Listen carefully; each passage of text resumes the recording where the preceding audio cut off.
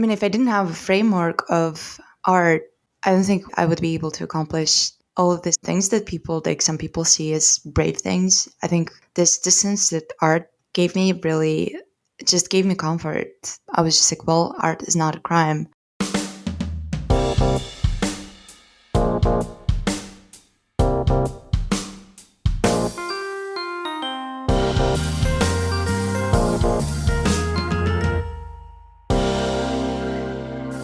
Hello, print friends, and welcome.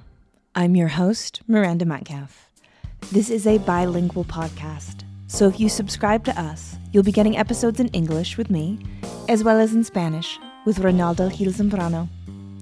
Together we speak to people from around the globe about their practice and passions in the fields of print media and multiples.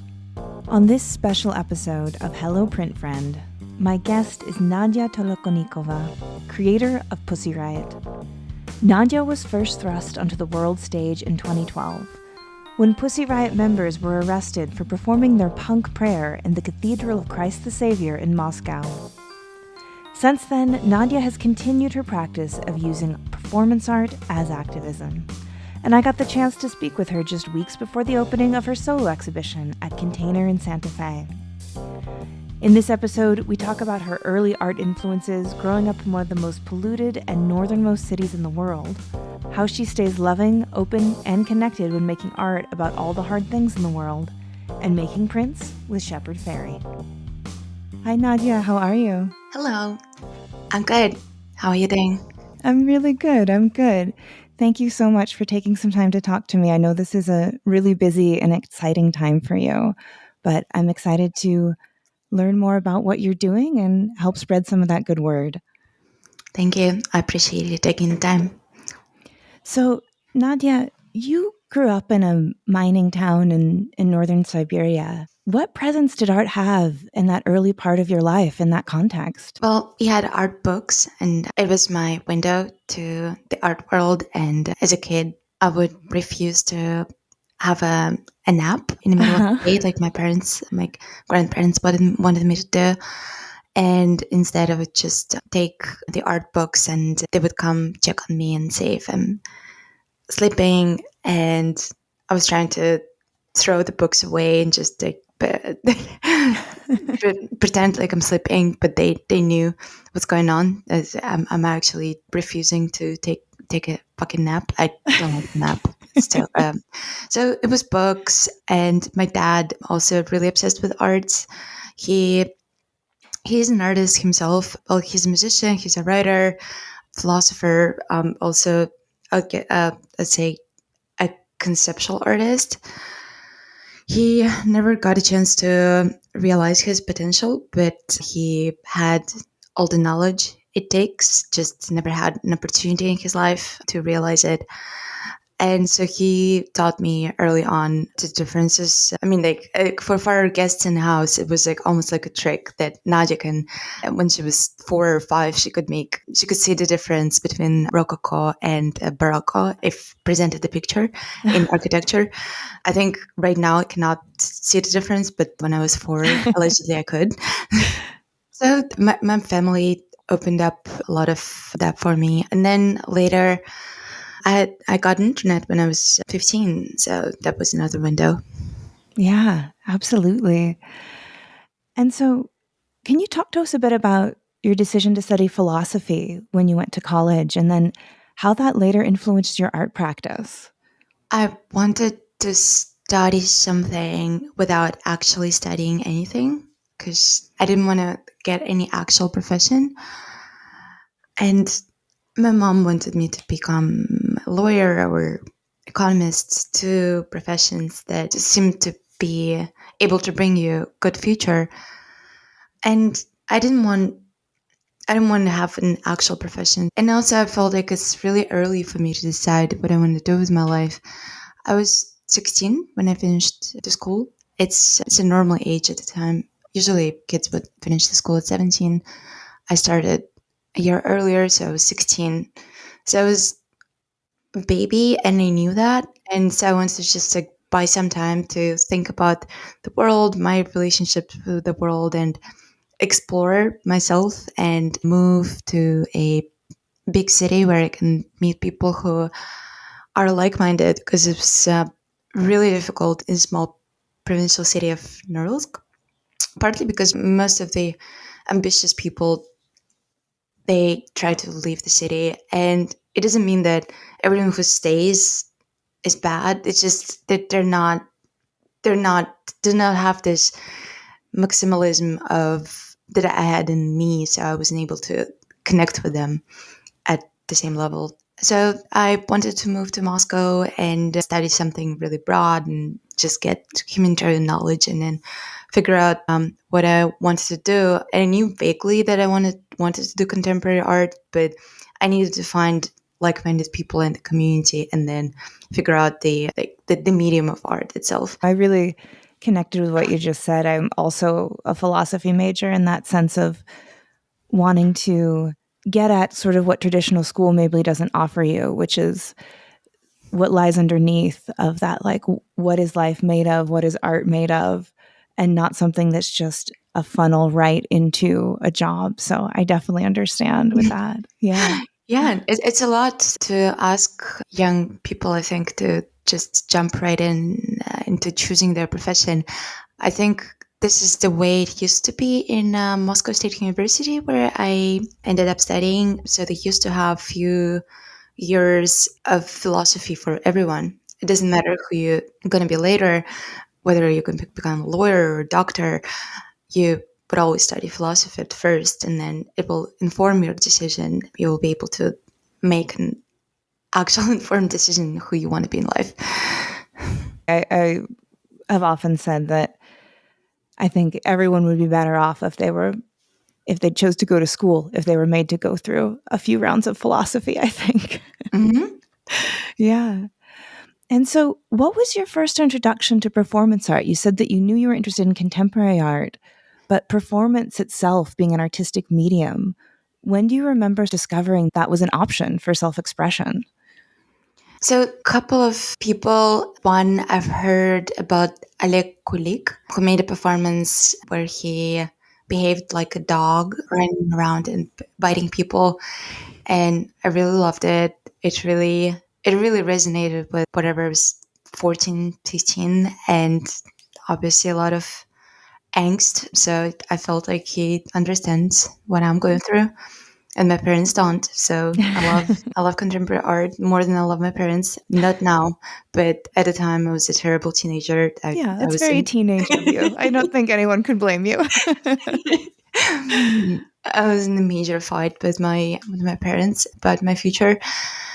So I was trying to find support system somewhere else, and so Oleg Kulik and Dmitry Prigov, another contemporary artist and poet, sculptor, performance artist, visited my home city of Norilsk when I was 14. And my mom just recently reminded me that actually she told me about that festival of contemporary art and culture, which I completely forgot because I just erased my mom from my early memories like a complete asshole. I was just like, I did it all on my own. And mom just recently was just like, yeah, I told you that this is happening. I told you might like it. I was like, okay, okay, okay. So it wasn't all just me. It wasn't just all about me. So to her regret, I think she told me about this festival, and I I saw Dmitry Prigov and his recommendation of his performances, which certainly changed my life. And I got to see him in person. I didn't get to meet him, but I was so impressed by his presence and by his couple of performances that he did in front of the audience. I wanted to cry and jump and laugh, and I did all of it because I didn't have any self control. I guess that's why I became a performance artist. So I saw the performance that he did. He read a piece of poetry, and it was just incredible. I was really happy, and I decided that I'm going to follow him in Moscow. I knew that I'm going to go study in Moscow, but I've decided that I'm going to do anything it takes to meet him and to maybe work in his studio. I didn't even know if he has a studio, but just be close and follow everything he does and do something similar and learn from him.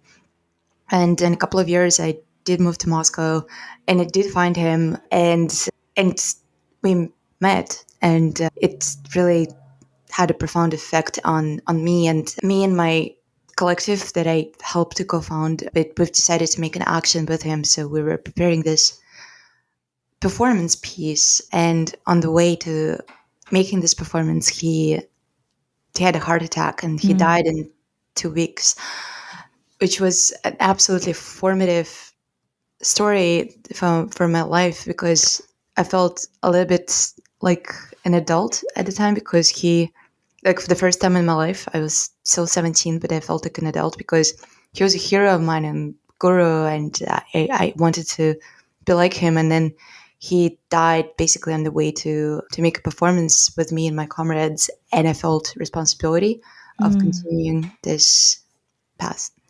Yeah. Yeah.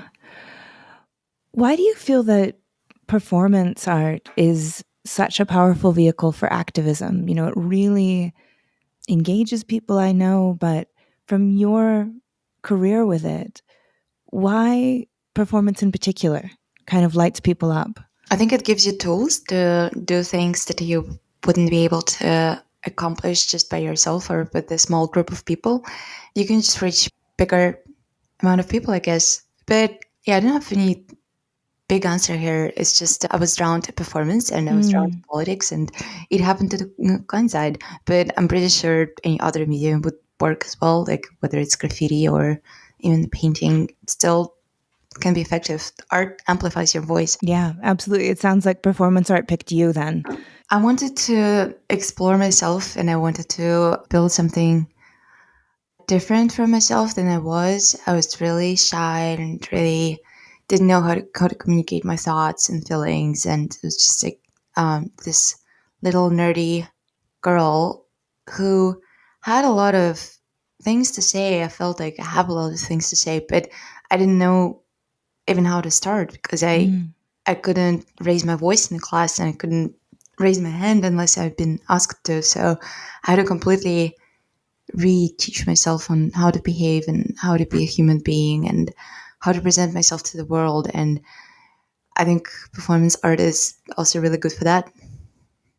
I've heard performance artists speak to before that the anxiety that they feel, the prep that they do, the adrenaline that they feel, that personal experience is all part of the art itself. So it's the being received, but then it's also those often intense internal states leading up to it that are making manifest the artwork in and of itself as well. Mm-hmm. And you also get to distance yourself from gestures that you do, because and it allows you to be much braver than you are in person. And then you kind of become this new version of yourself. You become a braver person just because you allowed yourself to make this gesture. You told yourself, oh, it's art. I mean, if I didn't have a framework of art, I don't think I would be able to accomplish all of these things that some people see as brave things. I think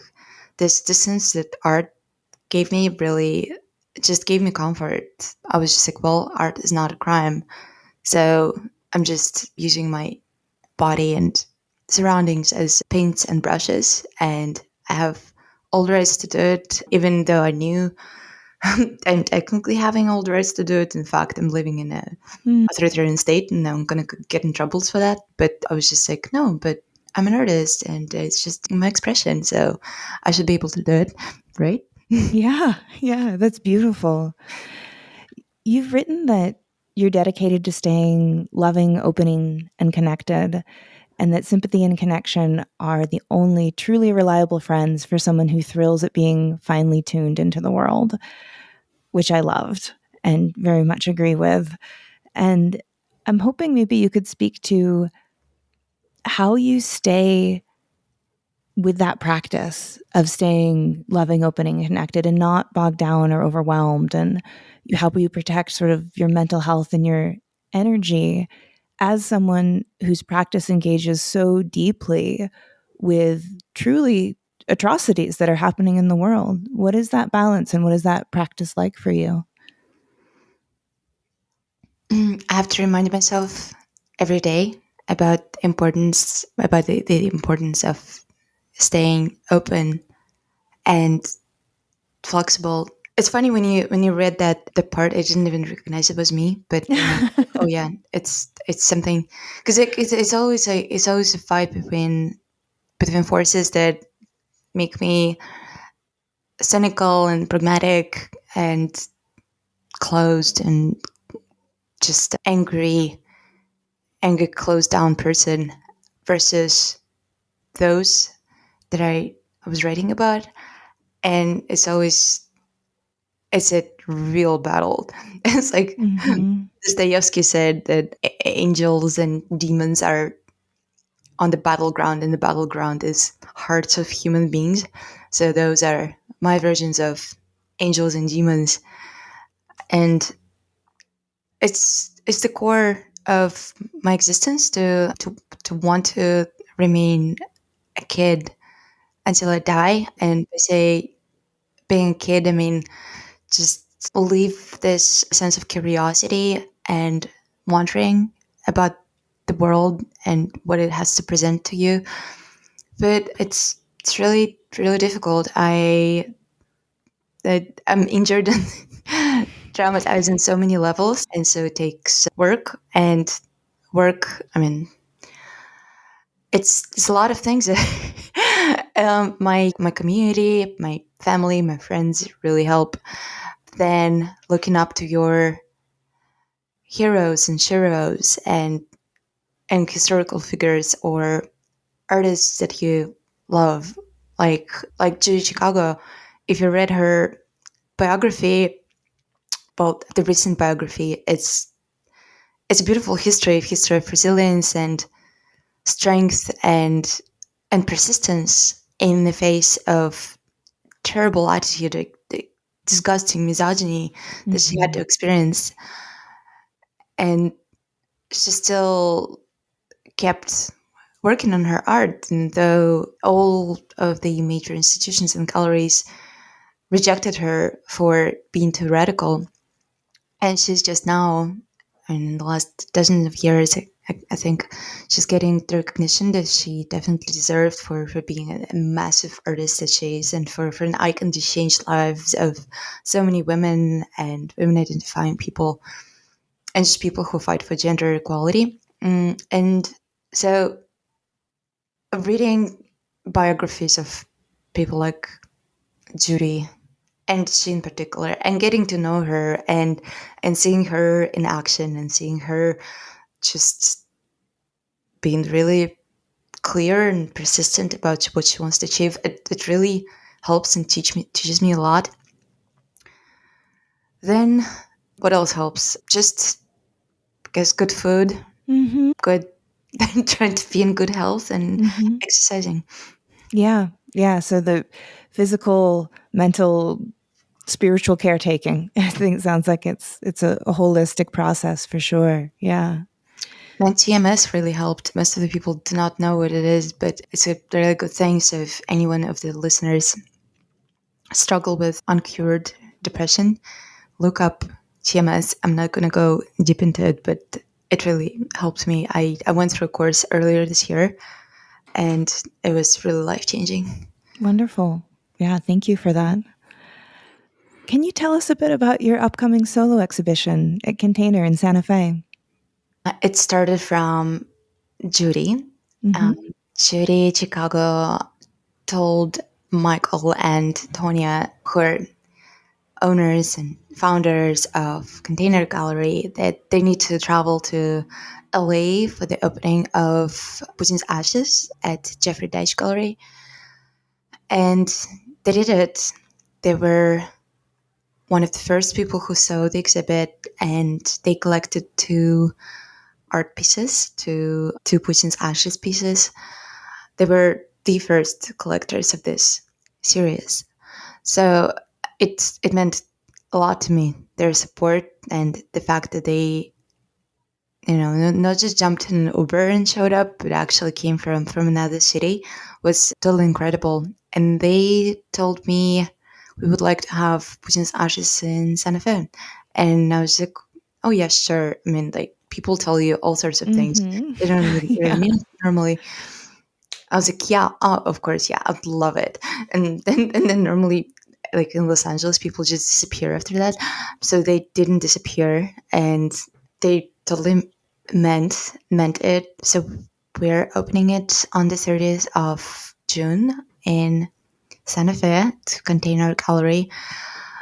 I've created a lot of new work for this one, and I'm still working on it. So right before this conversation and after, I'm in my studio working on the series called Death by 1000 Cuts.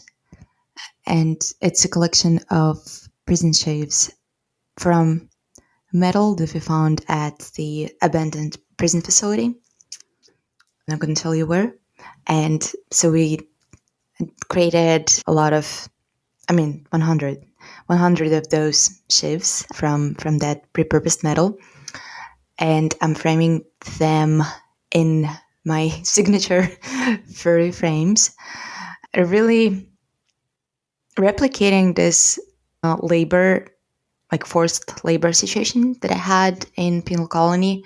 But it's weirdly therapeutic for me because this time I'm not making police uniforms or military uniforms, but I'm making something deeply meaningful to me. So even though the labor itself can be really intense, and I never stop. I just stop working in studio when I fall on the floor and cannot move anymore. So I really exhaust myself. I guess it's important for me to come physically through the same experience of exhausting myself, but for something that I really stand for and I understand, and something that I chose to do versus something that was done to me. So the process itself becomes really important. And then there are prints. There are prints, a Virgin Mary, please become a feminist, with the Virgin Mary in a shape of vagina or vulva, more correctly. And that print became one of the reasons why I have a criminal case opened on me, why I was put recently on Russia's most wanted list, because I was accused of a blasphemy, basically, of hurting religious feelings, which to me is an absolute nonsense, because if you take a look at most of the images of Virgin Mary, she clearly looks like vagina. Yeah, And she's already vulva. It's been forever. exactly, no, this is ridiculous. So anyway, so now I I have a criminal case because of that. So there will be this poster printer. Fuck, what how you call it? Print. And then another one, Kill the Sexist. Kill the Sexist print. It's pretty big. Just recently received them. Super happy about the way they came out. My mentor and the friend Shepard Fairey helped with overseeing the production. So it really cannot go wrong with Shepard. He's the god of prints. Absolutely. So he also tweaked the letters a little bit, and it just instantly became so much better, because like I sent him like a file with the poster in it, and he just tweaked a little bit and became instantly better. You totally can see the work of professional.